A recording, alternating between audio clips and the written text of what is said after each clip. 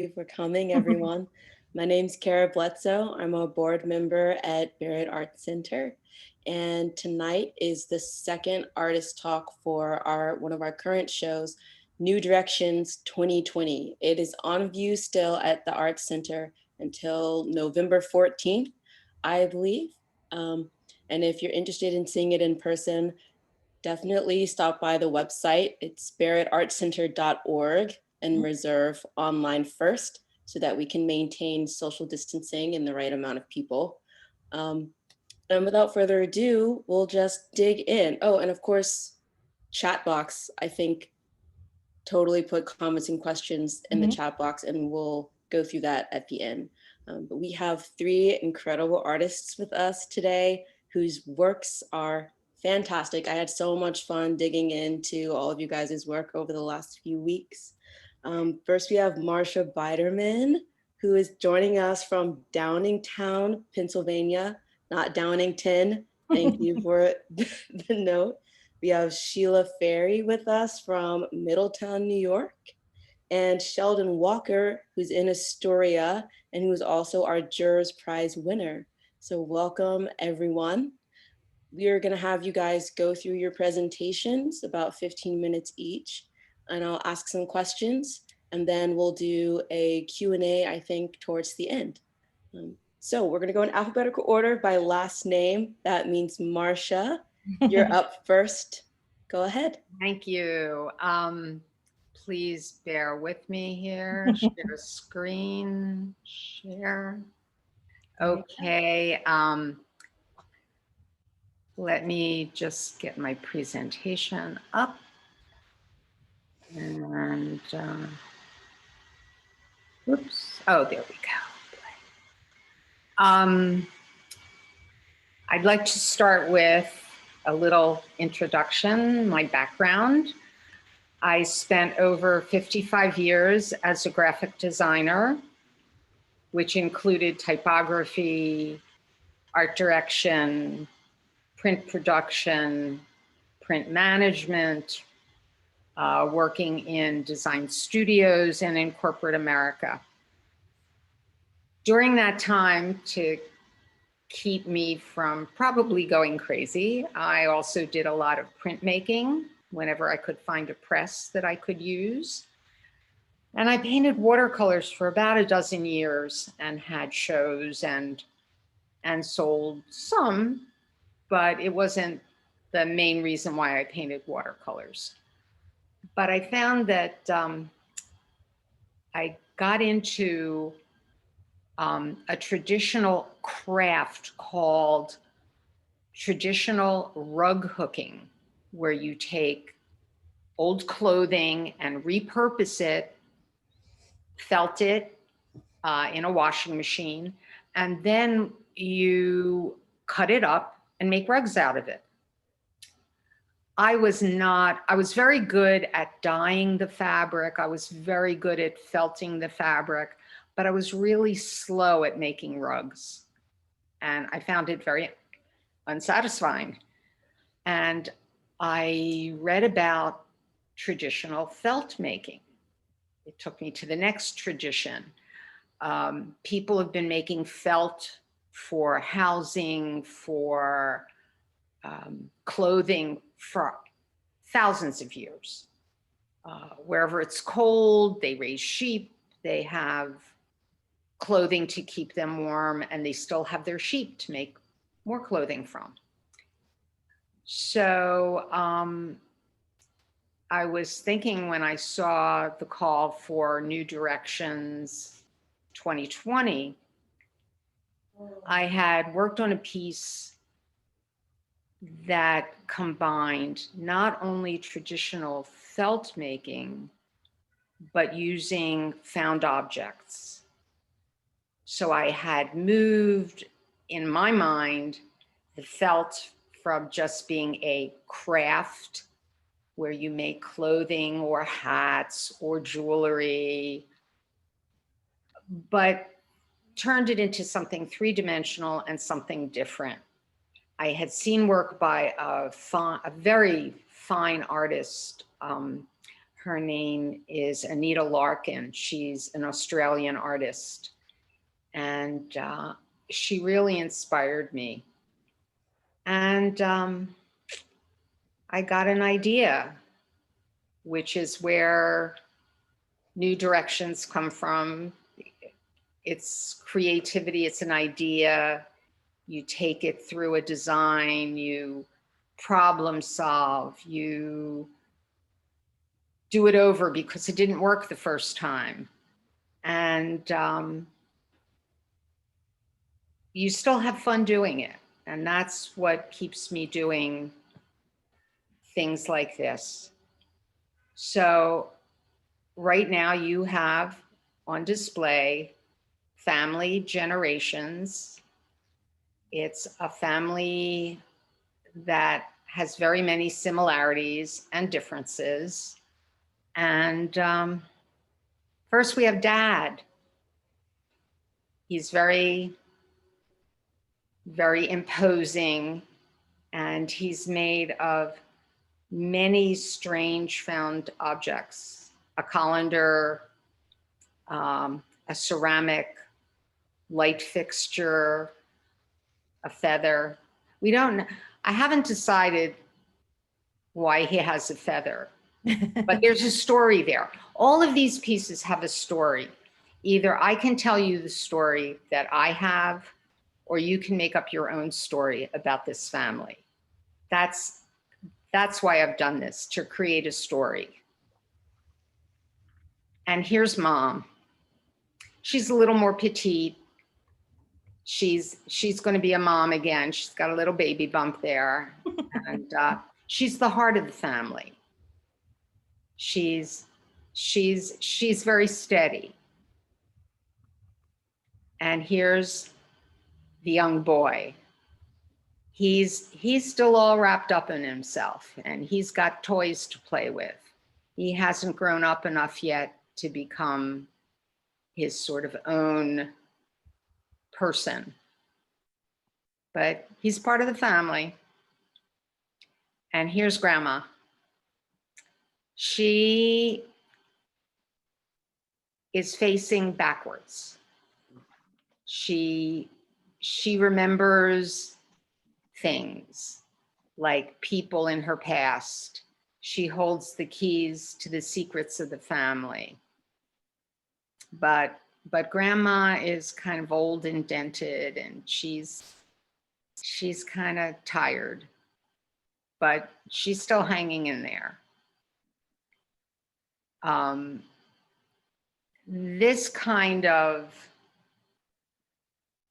wrapping objects in felt, in fiber felt, which I guess I should explain the process a little, because people probably think that felt is what you get at AC Moore, or no, AC Moore doesn't exist anymore, excuse me, Michael's or Joanne Fabric, and it comes in a big sheet. I actually take fiber from sheep, add hot water, soap, and agitate it, and all the little fibers come together and lock. It's like when you take a sweater and put it in the washing machine and it comes out shrunk and tiny. That's because all the fibers have joined together. And, but I do it on purpose as opposed to putting it in a washing machine. So I've learned how to manipulate shapes and sizes, because there are different shrinkage factors within the different wool breeds. And I also dye the wool either before or after, depending on, you know, what I'm going to use it for. But what has happened is this has led to the latest piece, which I've just sort of finished, and it's called Roadkill. I've taken cans and that have, you know, soda cans, beer cans that have been mashed and left on the side of the road, and completely clad them in felt and embellished them, because there are all these people that stop for squirrels and other animals and would never think of, you know, hurting an animal, but they'll throw a beer can on the side of the road. Well, maybe if beer cans looked as nice as little animals, maybe there'll be less trash. So this is really roadkill litter reimagined. So this is the latest piece, and there'll be more. And that's basically what I've been doing. I don't know if anybody has any questions, but there it is. Yes, thank you, Marsha. This is really, I love this roadkill work. I'm really excited. Yeah. What are your future plans for this project? Will there be even more pieces? There may be, because I was thinking of expanding it. Right now, all the pieces are black with, you know, black beads or things like that. I was thinking of differentiating, like maybe adding bottles and they be red. Yeah. All the different bottles would be red. Or just keep going. What happens is every April 20th, which is Earth Day, I take a walk down to the end of my driveway, out to the main road, put on gloves, take a bag with me, and I pick up litter, because I'm tired of people all winter long just tossing things. So this was this year's cache, or part of what I picked up, and I thought, I could do something with this. Right. And oh, I'm so sorry. Yeah, I had a great time. I have a really good time making art. I don't know if other artists suffer. You know, I suffer from my art. No, I don't suffer. I have a great time. I love it. I love the joy. And I was actually going to ask you, because I work with found materials too. And a question that I always have is how to decide what stays trash and what is the treasure that turns into art. So how do you decide what works? Usually it's shape. I found that a lot, this is gonna sound so weird, a lot of beer cans are just completely flattened and they're really boring. You need something that has a form, a shape, or something that you can form or shape. Right. Because I guess you can't just have a thing and say, this is art. But if you do something to it or with it, it becomes art. And also I am one of the people who is pushing to have craft no longer separated from art. I'm tired of it. There are too many fabulous craftspeople who work just as hard as any painter and make things that are just as relevant. And we've got to move the mindset a little bit over. So I agree. And I think in fiber arts, especially, the line between craft and fine art, it's so blurred, right? Absolutely. at this point, Yeah. Lots of experimentation happening. Thank you so much, Marsha. Are there any other questions? Let's see. Oh, yes, Trisha. Craft is like, craft is kitschy, craft is, and it's not fair to characterize it that way at all. No. Thank you so much, Marsha. And we are moving now to Sheila. Hi. Hello. So I didn't do a special presentation, but I had the questions, so I'm going to be answering some of the questions. I'm going to put up on the screen the piece, I guess that's in the show. Can you see it?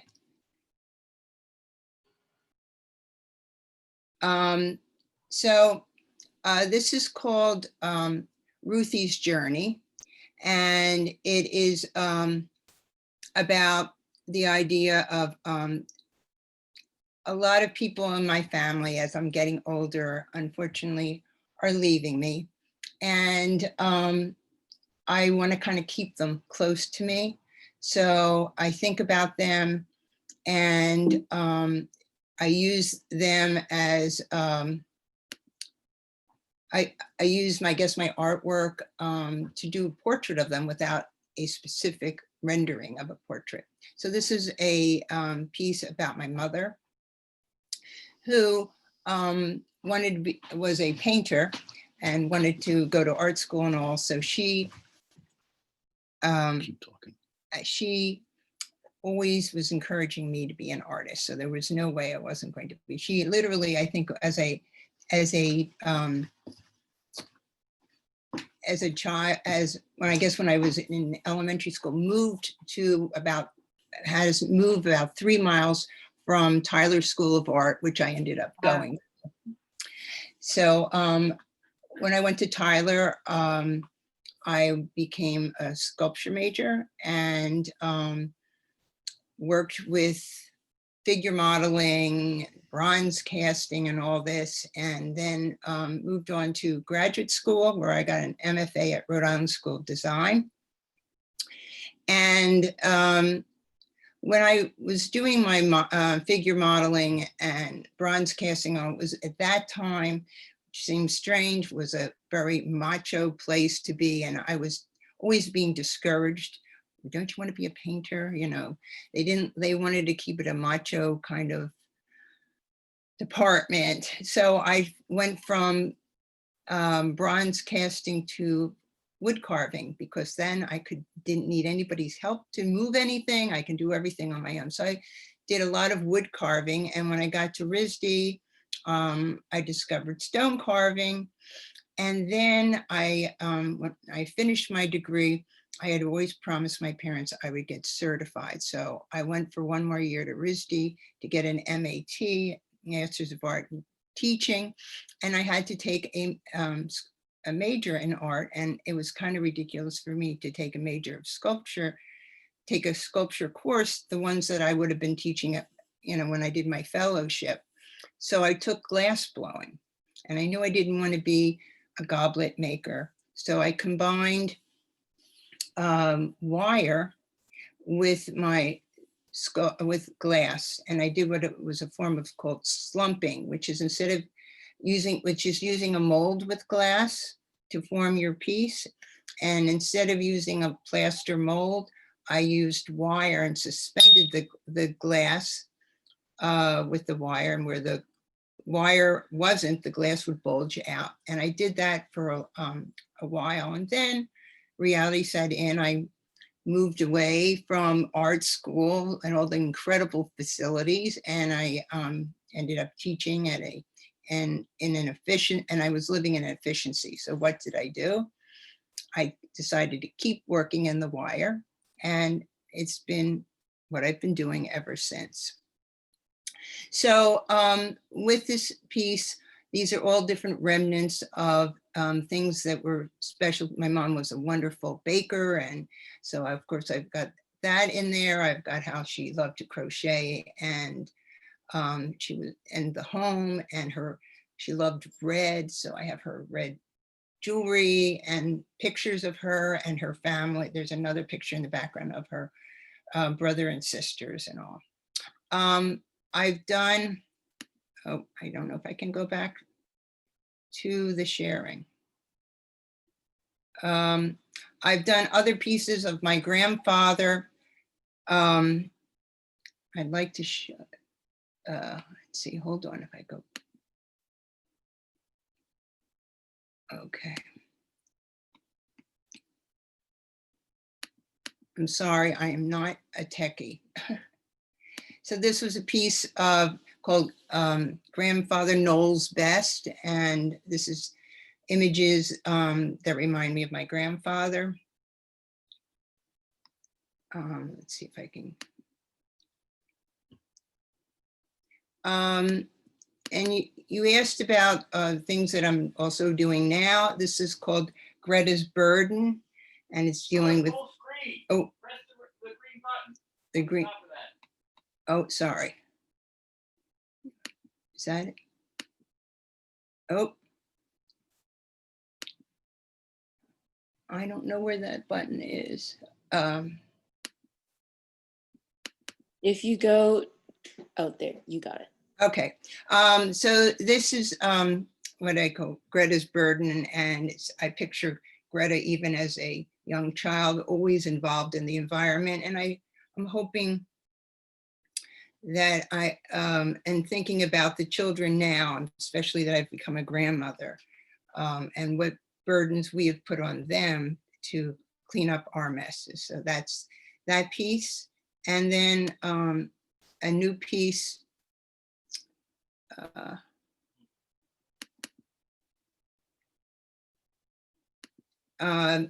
So this is called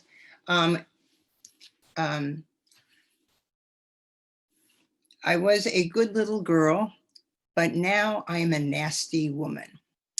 So this is as a little girl myself, learning how to crochet and things like that, and coming up with that good little girl image and how to be proper and all. And now with and nowadays with my special hat for I shouldn't mention the name, but you know that the special pussy hat to be the nasty woman. So that's my piece that I've been working on recently.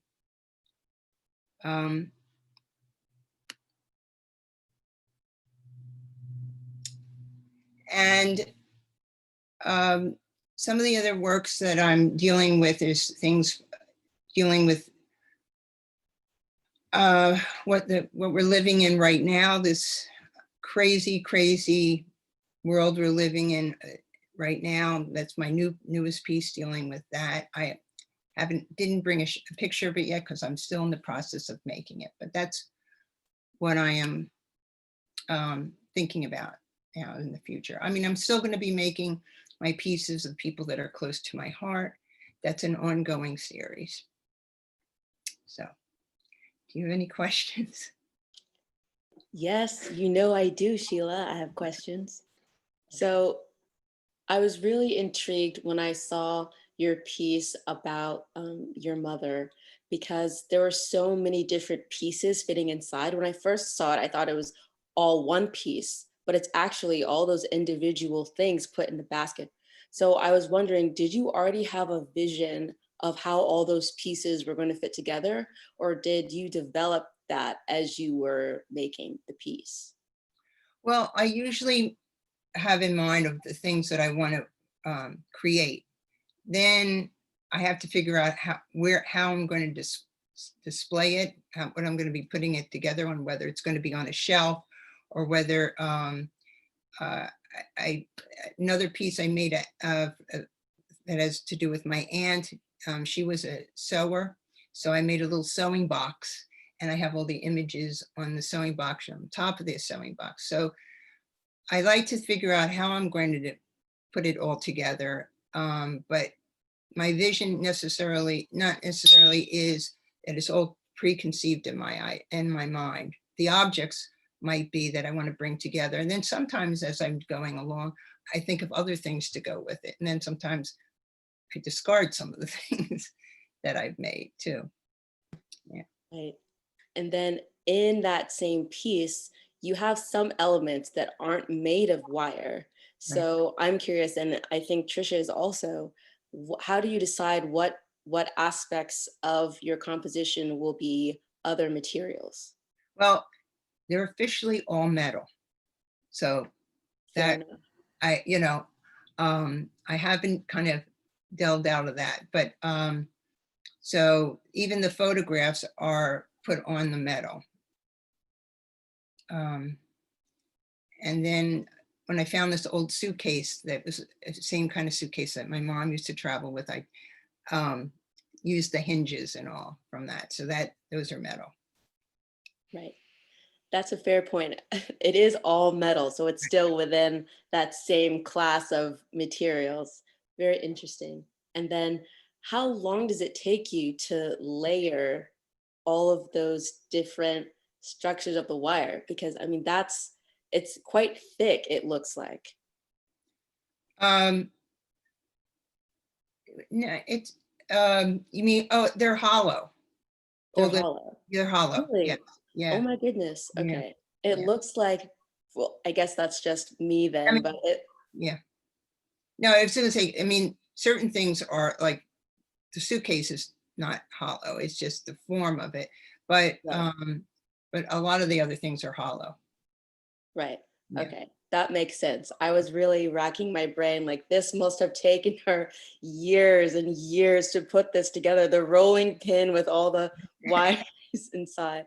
Magnificent. Still fantastic, of course, but makes sense to me now. Any other questions for Sheila? Are there any questions on the Facebook end? Trisha, I can see that.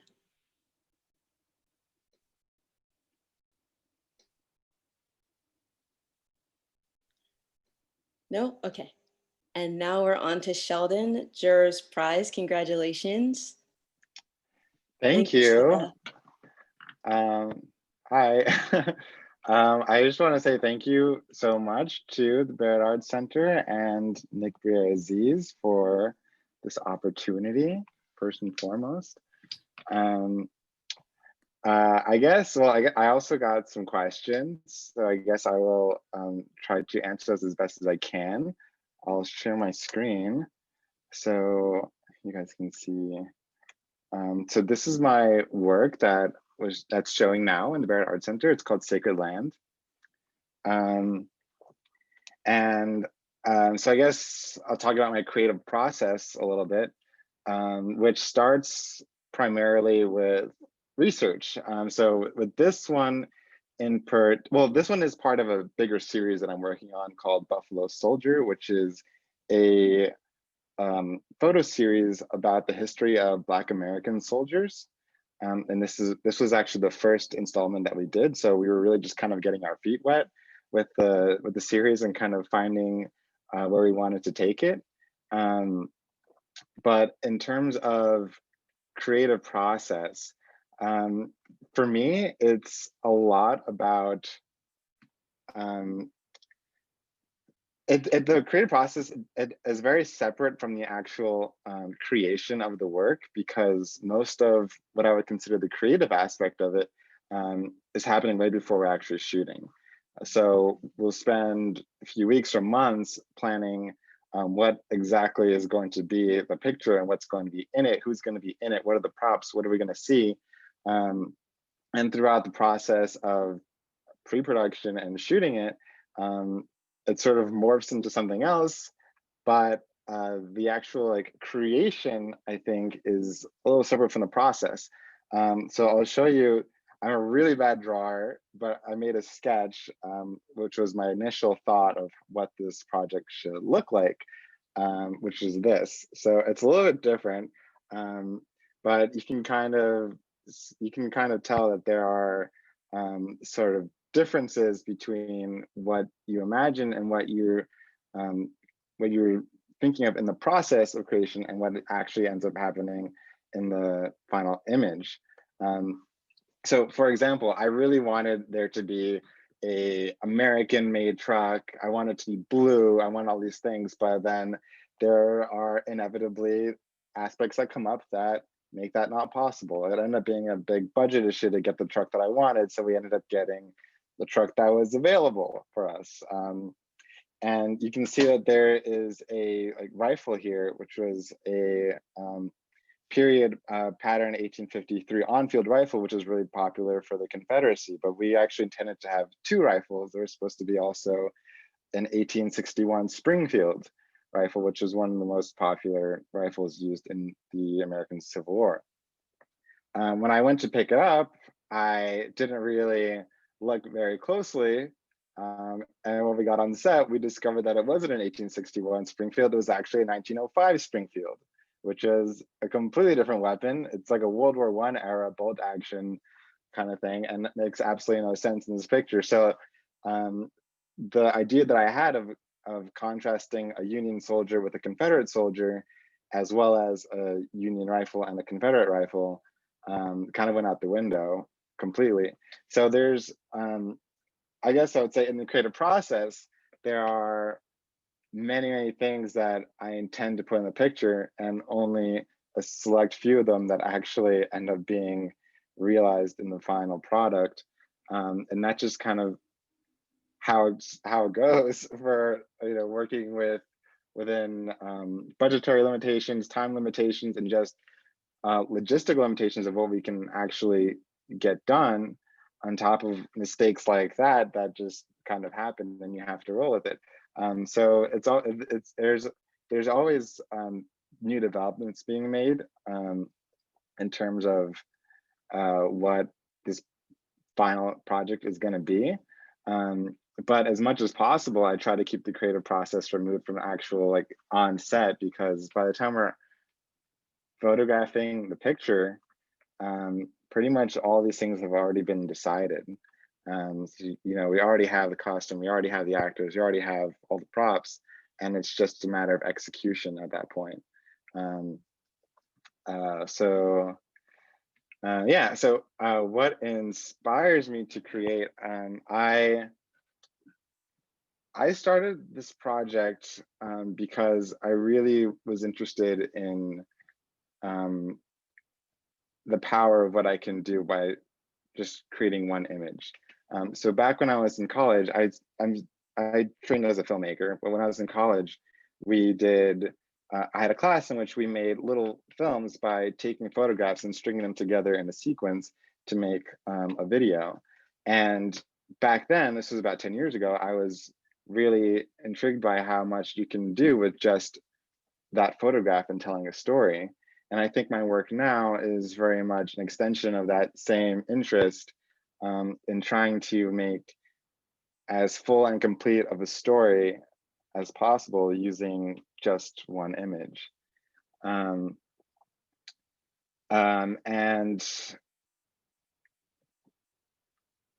formally, I think that's what kind of draws me to doing this type of photography.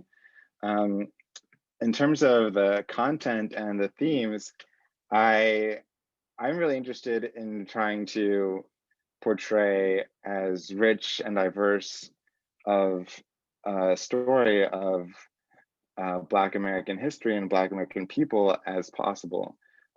So this image is one within the larger series, but throughout my series, I want to tell all different types of stories, and maybe some of them not so positive of a characterization, because I don't want to make it seem like Black Americans or Black Americans in the military have always done great things. I think that they're all different types of people and all different types of actions that they've done. And you know, for some of my future projects, I've been doing research into, for example, Vietnam War, and there's, you know, no shortage of atrocities committed by all kinds of people, and Black Americans included, in that war. So I do want to tell all the shades of the story of Black American history.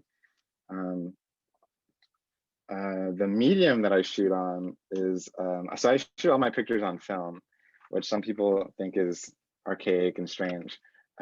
But I really love it because we never get to see what we're shooting when we're on set.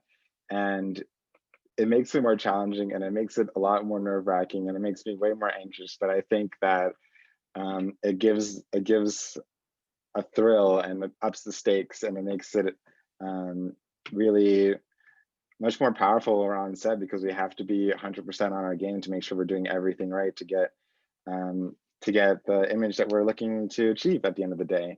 When I say we, by the way, I mean myself and my crew. I don't make these pictures on my own. So there's a bunch of people who usually work on this. This was our first picture and it was our smallest crew, but I think it was still about 10 people who worked on the crew for this picture, doing things like lighting and the wardrobe and the props and just logistical things, because there's a lot of stuff that ends up having to go on behind the scenes that you don't really see on the screen. Everyone needs to get fed, everyone needs to get to where they're supposed to be, so on and so forth. To talk a little bit about the inspiration behind this picture in particular, so I think it actually goes back to some of the research that I was doing before this project started.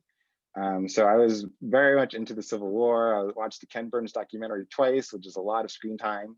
I was reading a bunch of different books about the Civil War. And one of the books that I read was this memoir. It ended up being a very influential memoir written by a Confederate general named Jubal Early. He was a state legislator from Virginia who actually voted against secession. He wanted to stay in the Union, but when Virginia seceded, he decided to go with Virginia and he joined the war effort.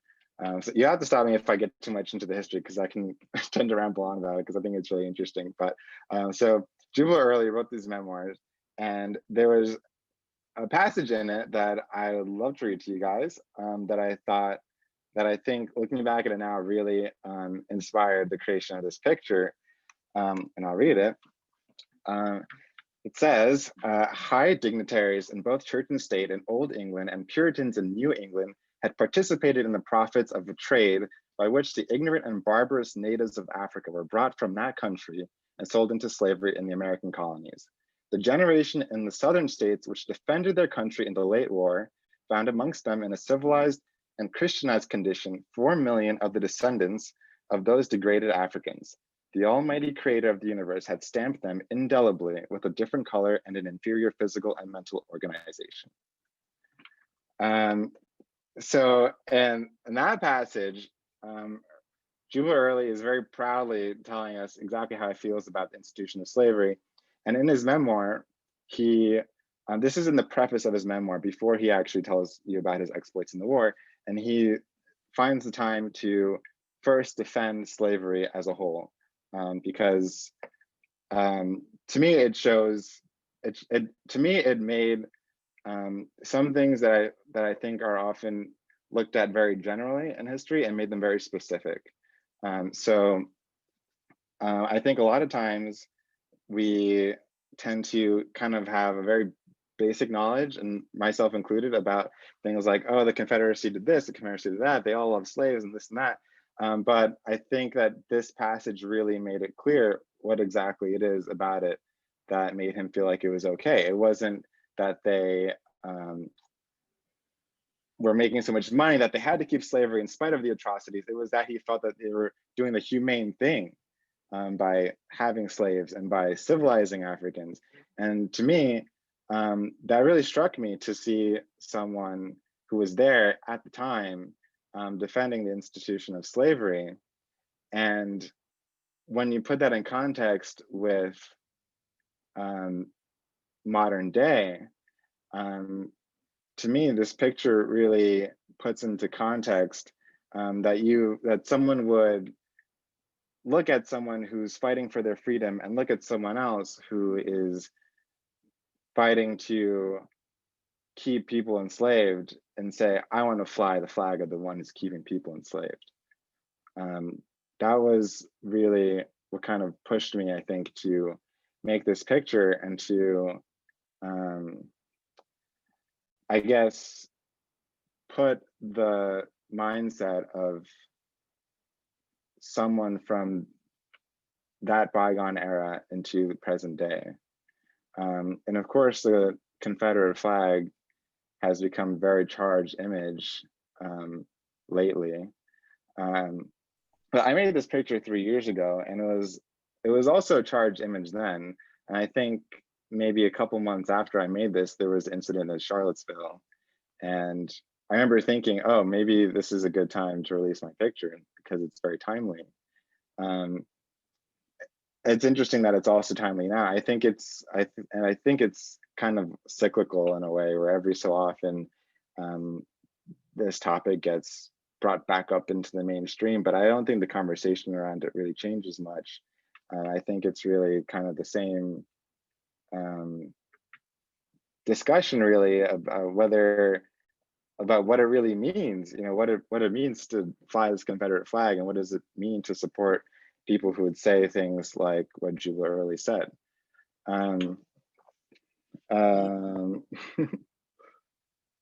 Sorry, did someone say something? Sorry, I took myself off mute because I was about to ask a question. Oh, So go ahead. I just said right, like supporting you as you were speaking. No, you can go ahead and ask. Okay. I wanted to get in there because you mentioned how polarizing the Confederate flag is. And I wasn't surprised when I learned that you had a background in film, because you fit such a strong, poignant narrative into one image, like you were talking about. And that to me speaks a lot to film. But in the film medium, you have more time to really dig into the nuances, right, of your composition. And in this image, it's very bold with the Confederate flag almost in the center of the shot and those dead bodies at the bottom. So have you had any issues with people jumping to conclusions about the work or not fully understanding what the intent is behind the series? Yeah, that's a good question. I have put it on the internet before and gotten a lot of hate for it, just for showing that picture. And one of my later projects, we were looking for reenactors for it was World War I reenactors for a different project I was doing about World War One, and I showed someone the previous pictures in the series, and he got really offended by it. But so I think I think it's hard to say like, oh, you're taking it the wrong way, because everybody's obviously going to bring their own viewpoint into the art. The spectator is always kind of the last artist. But I mean, I think I have my reasons for making it, but maybe somebody else sees something else in it. If somebody sees this picture and thinks, yeah, I wish I was that lady in the back of the truck with the Confederate flag. Well, I mean, maybe that's for them. So I can't really say, what it is that people ought to feel. Right, that's true. And it's certainly an image that has been shared a lot. You mentioned that it's been in other shows in your artist statement. So it's clearly resonating with people, the subject matter. And like you mentioned, it becomes a topic in current events cyclically all the time. And the conversation doesn't really move forward. Do you think that your image is part of a push to move things forward in a certain direction? I guess that's a little hard to say. I mean, it's like, well, what direction is it supposed to move? I mean, the interesting thing about the Confederate flag is that for me, it means something entirely different now than it meant then. Because in the context of the American Civil War, I mean, many more people lived under slavery under the Stars and Stripes than under this flag.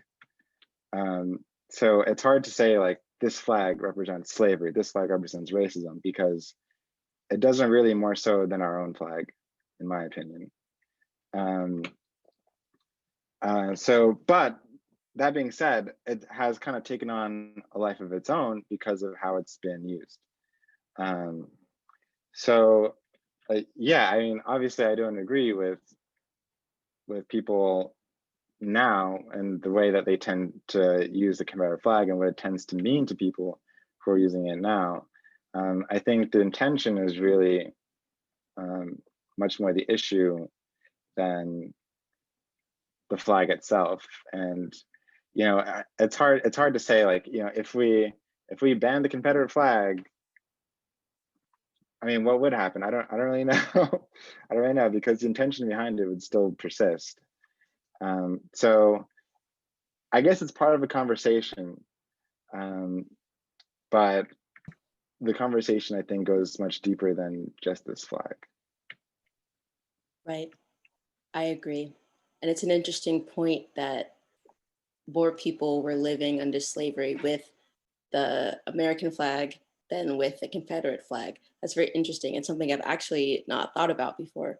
To pivot quite starkly to something else, I was really fascinated to hear that you work with a pretty large team of people to create these images. Has the pandemic influenced your creative process in that way?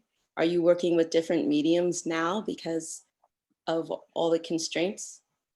Kind of. So I haven't really been photographing anything for the series during the pandemic, but I have been doing a ton of research for when things go back to normal.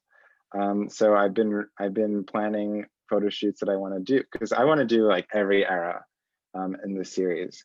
So I've been planning a photo shoot that I want to do about the Persian Gulf War, about the Vietnam War, about the American Revolution, about even before that, during slavery, during the transatlantic slave trade. I want to do like all kinds of stuff. So I've just been voraciously reading different content to try to learn more and more about these topics.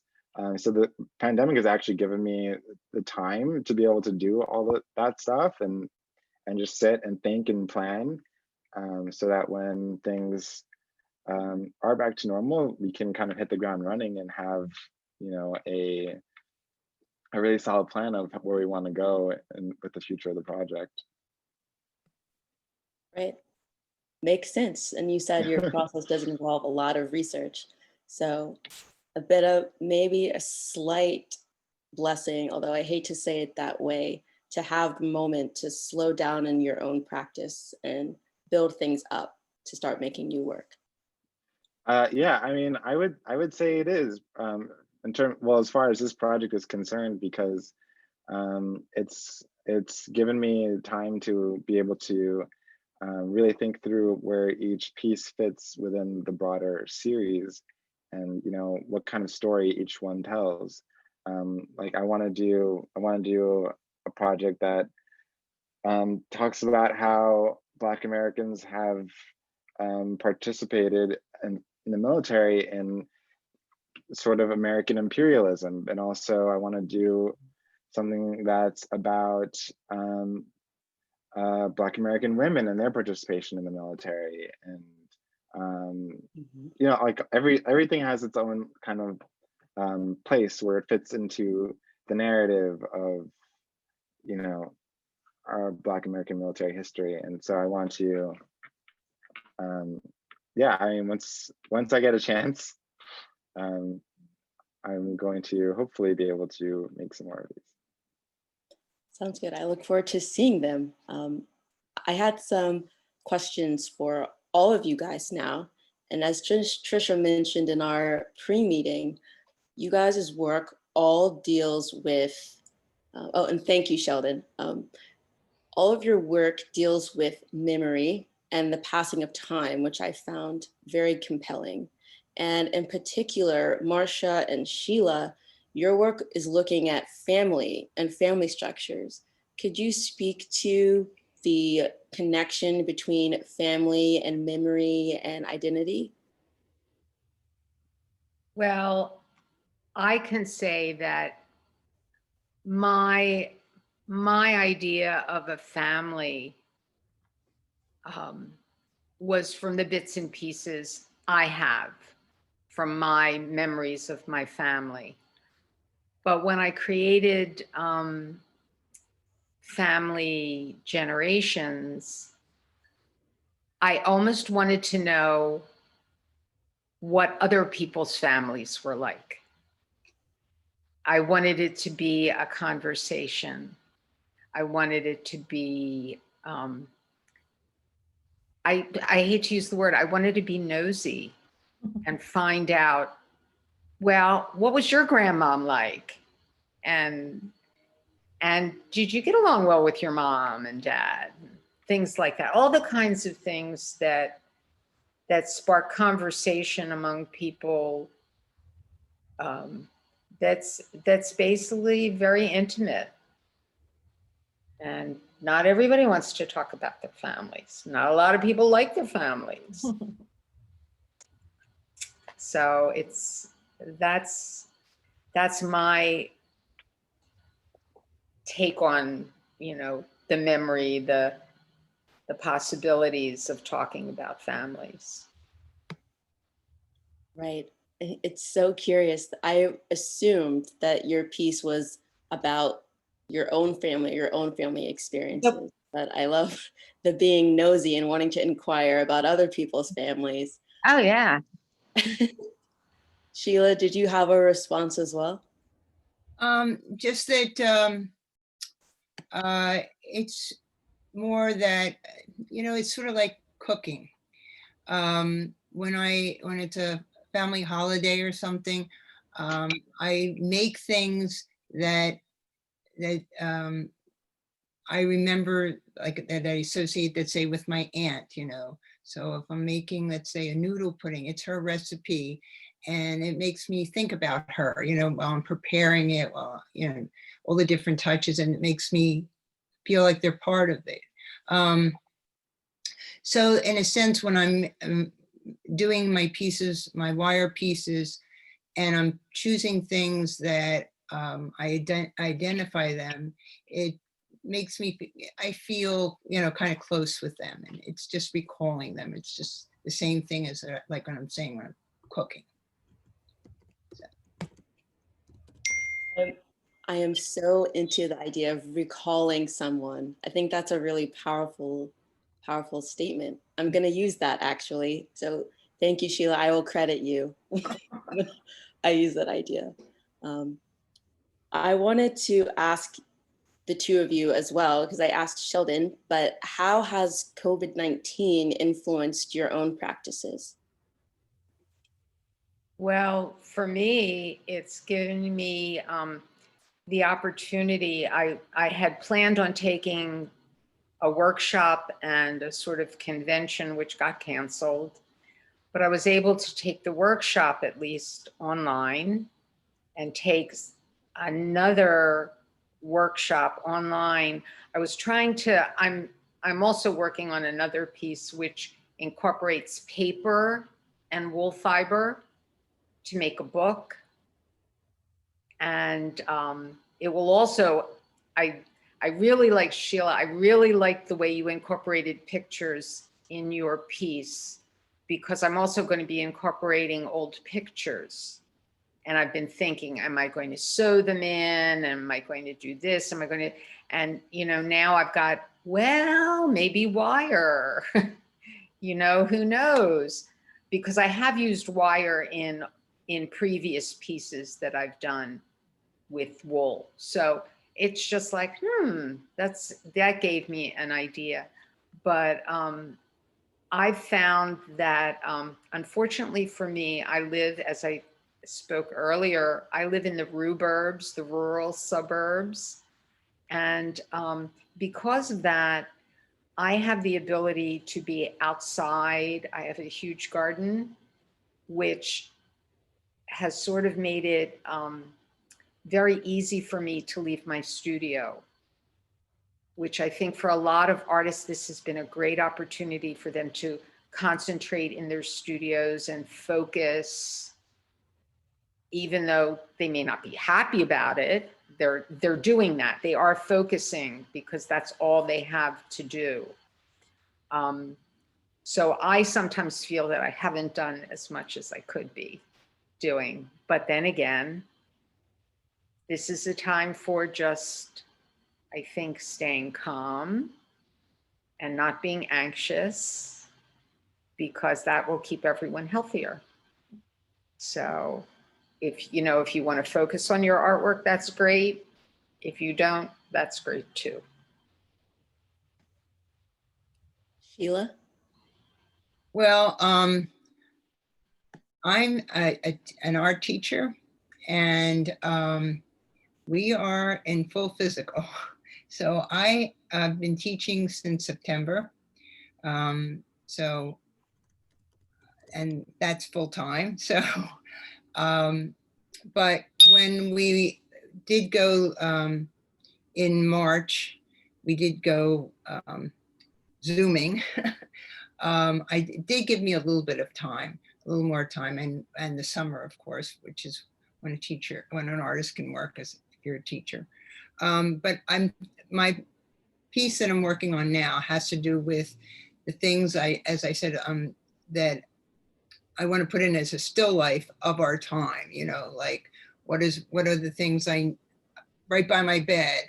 I have the temperature gauge. I have to take my temperature every morning and have to report that to school. I have the hand sanitizer that we're constantly using. I have to wear a mask at school all the time, except for when we're eating, So all those kind of things I want to combine to set the time, that we're living in. Right. It sounds like everyone is taking this time where they have it to reflect and plan for future work. So that means 2021 is going to be a big year for everybody. I just want to say thank you to each one of you, Sheila, Marsha, Sheldon, and to you, Trisha, for handling this Zoom Facebook crossover like a pro. We're going to wrap up. It was a great discussion. It will be available on YouTube, I believe. That's right. In a week or so. And please, if you haven't had a chance, check out the show at Barrett Arts Center. It's on until November 14th, and you have to reserve your spot online. Social distancing, everyone's safe. Thanks, everyone. Have a great night. Thank you. Oh, thank you. Thank you.